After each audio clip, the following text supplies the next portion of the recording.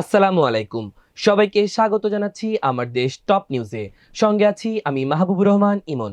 আমাদের আজকে টপ নিউজের প্রথম শিরোনামটি হলো ৪ গুণ জরিমানা আদায়ের সিদ্ধান্ত, চট্টগ্রাম বন্দরে কমছে কন্টেইনার জট।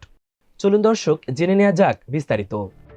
রমজান সামনে রেখে একদল ব্যবসায়ী চট্টগ্রাম বন্দরে কৃত্রিম সংকট তৈরি করে বাজারে অস্থিরতা সৃষ্টির চেষ্টা করছিল।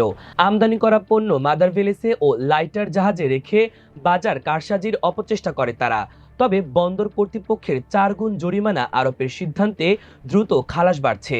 বর্তমানে প্রতিদিন প্রায় ৫,০০০ কন্টেনার বন্দর ছাড়ছে। এটা অর্থনীতির জন্য ইতিবাচক সংকেত হিসেবে দেখা হচ্ছে।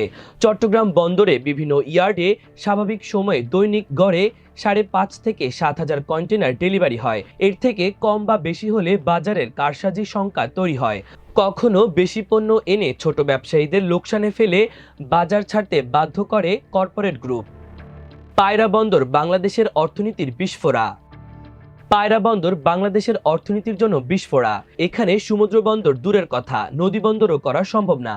এটা নদী বন্দর না, এটা একটা ঘাট। গতকাল রোববার রাজধানীর শেরেবাংলা নগরের জাতীয় অর্থনৈতিক পরিষদের নির্বাহী কমিটির সভা শেষে সংবাদ সম্মেলনে একথা বলেন পরিকল্পনা উপদেষ্টা ডক্টর ওয়াহিউদ্দিন মাহমুদ। বাংলাদেশি ক্রেতা সংকটে বন্ধ মার্কুইস স্ট্রিটের ৪০ দোকান। বাংলাদেশিদের অভাবে ঈদের কেনাকাটায় ভিড় নেই কলকাতার নিউ মার্কেটে। ততটাই শোচনীয় অবস্থা কলকাতার মার্কুইস স্ট্রিট। ঈদ মৌসুমে বেচা কেনায় ক্ষতির মুখে পড়তে হচ্ছে বিক্রেতাদের, যার জেরে অনেকেই ক্ষোভ প্রকাশ করছেন।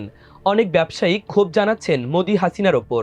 মার্কুইস স্ট্রিটে বেচা কেনার অভাবে বন্ধ হয়েছে ৪০টির বেশি দোকান। গত শুক্রবার এমন চিত্রই ফুটে উঠেছে কলকাতার বিভিন্ন অঞ্চলে। তথ্য বলছে বাংলাদেশি না আসার কারণে বড়বাজারে বেচা কেনা কম হয়েছে প্রায় ৩০%। কলকাতার নিউ মার্কেটে এর প্রভাব পড়ছে ৬০%, আর মার্কুইস স্ট্রিট একেবারে ঝিমিয়ে পড়েছে। এবার আন্তর্জাতিক প্রসঙ্গ। ইউক্রেন সংকট, স্টারমারের পরিকল্পনা প্রত্যাখ্যান ট্রাম্পের দূতের।